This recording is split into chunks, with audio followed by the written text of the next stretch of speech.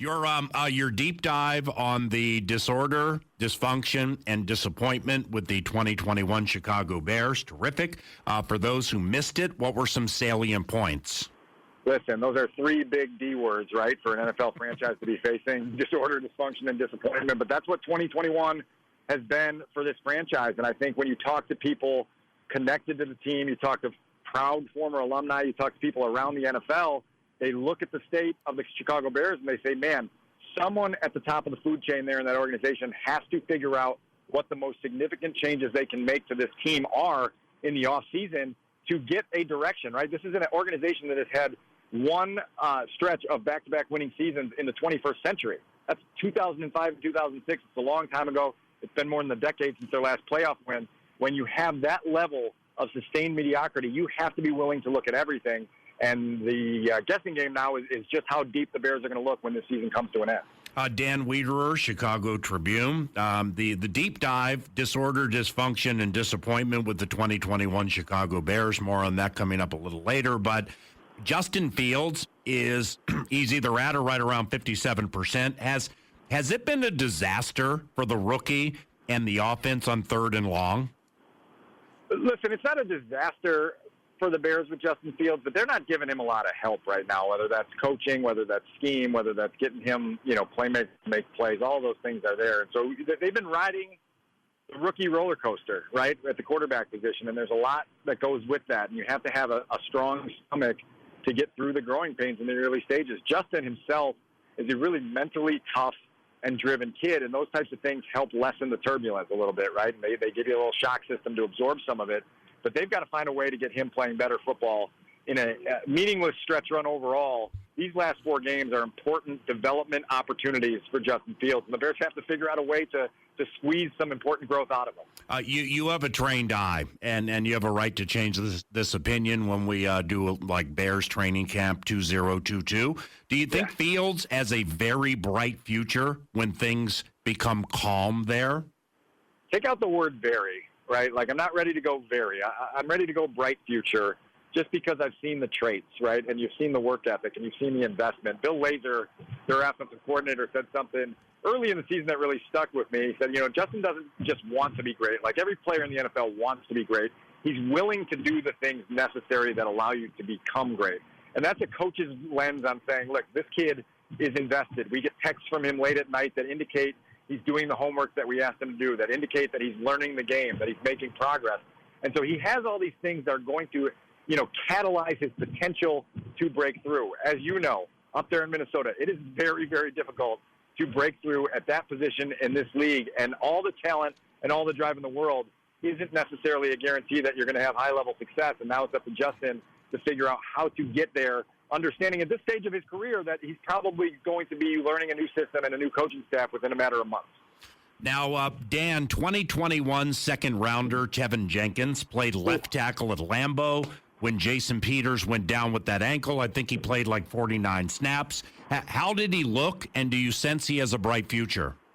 He looked bad, PA. I'll give you that word, bad. It was not a good debut. That was his first extensive NFL action, right? Mm-hmm. And this is a kid that he missed all the training camp, had back surgery in August to address an issue that was causing some nerve issues with him, hasn't really practiced all that much. And so the Bears' hopes were to kind of bring him along slowly down the stretch run of his rookie season to allow him to learn behind a all-pro guy like Jason Peters and to basically go to school as a backup. Well, Jason Peters sprains his right ankle in the first quarter of that game at Lambeau, and all of a sudden you got a primetime stage against the Packers trying to protect the franchise quarterback, and you have 4 penalties, 2 false starts, 2 holds, you give up a strip sack, and now all of a sudden in your, basically your second week of playing, you have to deal with the psychological strain of that and trying to get yourself back to center for another primetime game under the bright lights on Monday Night Football against the Vikings, defense that's going to challenge you in ways, right? And particularly for a rookie, he's going to challenge you in ways that you haven't seen before. They've got to figure out a way to get him steady really fast because they're going to need him to be a part of their future as well. Dan Wiederer, he's a longtime beat writer for the Trib covering the Chicago Bears. Now, these Bears. Now, I know Robert Quinn amazingly has 14 sacks, but how do they get to the quarterback without Khalil Mack? And Roquan Smith now is nursing a hamstring. You got Quinn with that 14 piece. Can he get there on his own?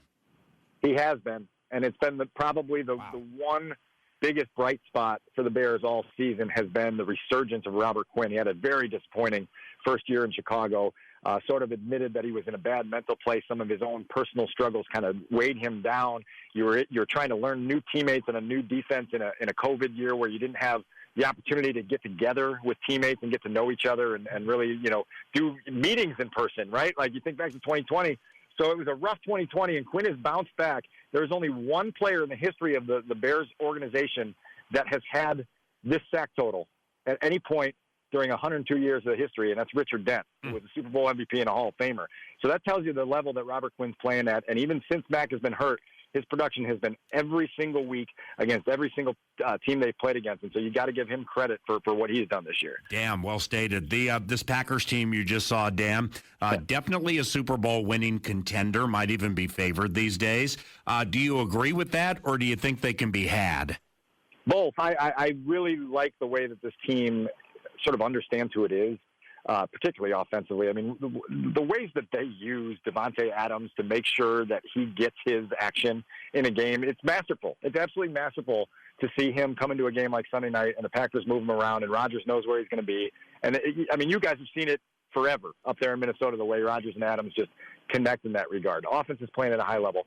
The Bears exposed a weakness with their special teams that could be one of those things that gets the Packers beat in January, right? If you're going to give up 97-yard punt returns, if you're going to, miss field goals and kick balls out of bounds on kickoffs and give up big kick returns, there, one or two big special teams plays in a playoff game can be the thing that basically, activates the trapdoor and sends you to the offseason. And so they're going to have to make sure they make some adjustments there. But, man, they're certainly playing at a high enough level to be in that conversation. How have the fans been at sometimes surly Soldier Field given the disorder, dysfunction, and disappointment?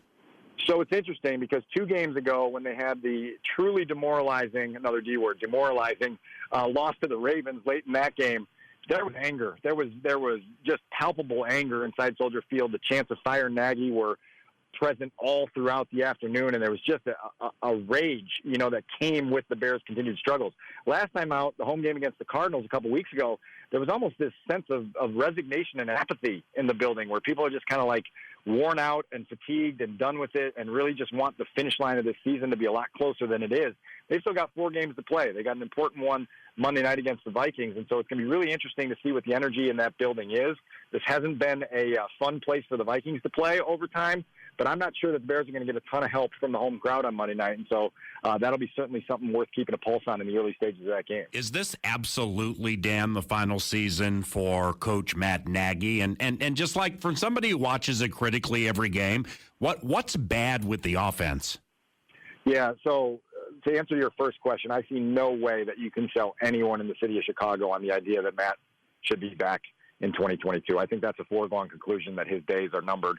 The offense, PA, just so you know, Matt Nagy, since the start of 2019, has been the overseer of an offense that is 27th in the league over the last 3 seasons in total yards and 30th in scoring, right? And so when you have been brought in to elevate the quarterback position, when you've been brought in to bring new life to an offense, and those are the results you put on the ledger, it's not good. They have never been able to figure out their identity. It seems like they're constantly in reinvent mode. It seems like they're constantly changing starting quarterbacks, and here we are, 4-9 with a bottom-tier offense that it doesn't get anyone excited, and this is a rough league, right? It's a cutthroat business, and Matt's probably going to pay the ultimate repercussions for the struggles they've had offensively. My man, thanks for the time, and I'll see you Monday night. Yeah, looking forward to seeing you. Travel safe, PA. Yeah, I'll talk to you then. Dan Wiederer with the Chicago Tribune. He covers the Chicago Bears.